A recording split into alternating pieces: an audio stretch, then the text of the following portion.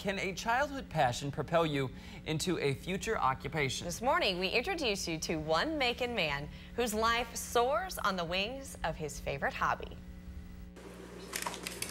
When I was a kid, I would build them up.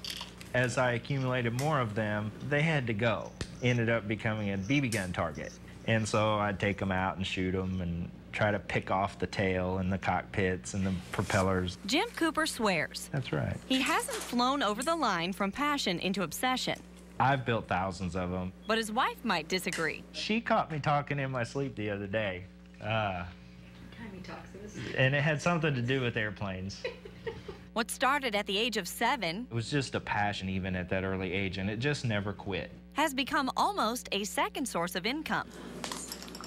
I'll have $25 in this when I build it, and it'll sell for $200. With the precision of a surgeon It takes a certain amount of craftsmanship to go in and paint a little tiny pilot. and the patience of a saint. These things can get frustrating because they don't fit right. You can throw them against the wall and they shatter. It's aviation art in its finest miniature form. You're modeling a real airplane here, and there's no substitute for working on a real airplane. When he was younger, Jim wanted to glimpse the world from the pilot's seat. Dogfights, and I always wanted to be one of those guys that was telling their story with their hands. Now the story he can tell with his hands is about the renovation of the only flying Seafire 15. Since there are only 5 of these anywhere in the world, having it as a flying example is unique in itself. Jim's the guy you don't stand by at a reunion. It wasn't always that way. In fact, I was the guy that was afraid to say what I did because I worked in a factory at night. Wes Stricker bought this Seafire and hired Cooper as his mechanic.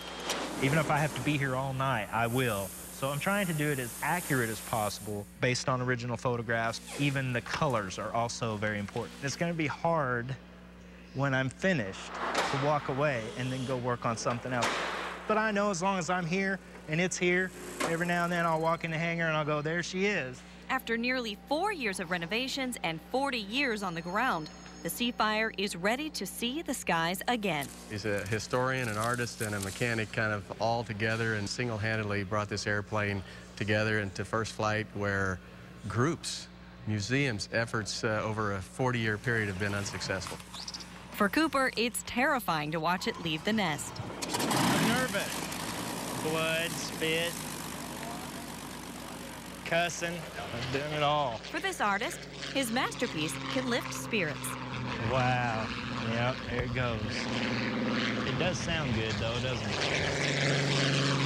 My work is going to be on a magazine cover where, when I was a kid, I was watching other people's works on the magazine covers. And so, to me, it's just a huge thing that I can actually have the opportunity to be in that warbird community that I've always wanted to be in. A community into which model airplanes propelled him. To go and work on the real thing, especially a historic airplane like the Seafire, well, that's what this was about in the first place. The passion has never quit. It's always been there. And now, if you would like to check out some of Jim's model airplanes on eBay, that's his username, MeJimmy.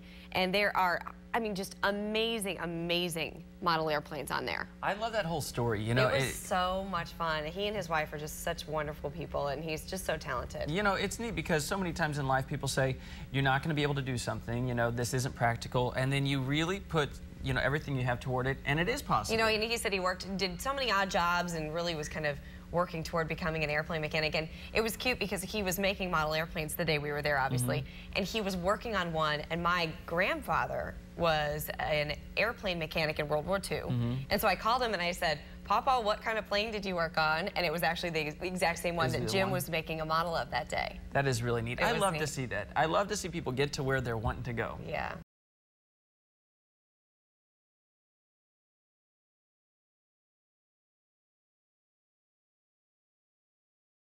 With the precision of a surgeon It takes a certain amount of craftsmanship to go in and paint a little tiny pilot.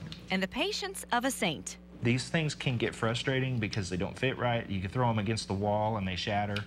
It's aviation art in its finest miniature form. You're modeling a real airplane here, and there's no substitute for working on a real airplane.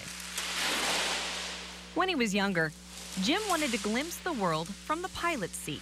Dog fights, and I always wanted to be one of those guys that was telling their story with their hands. Now the story he can tell with his hands is about the renovation of the only flying Seafire 15.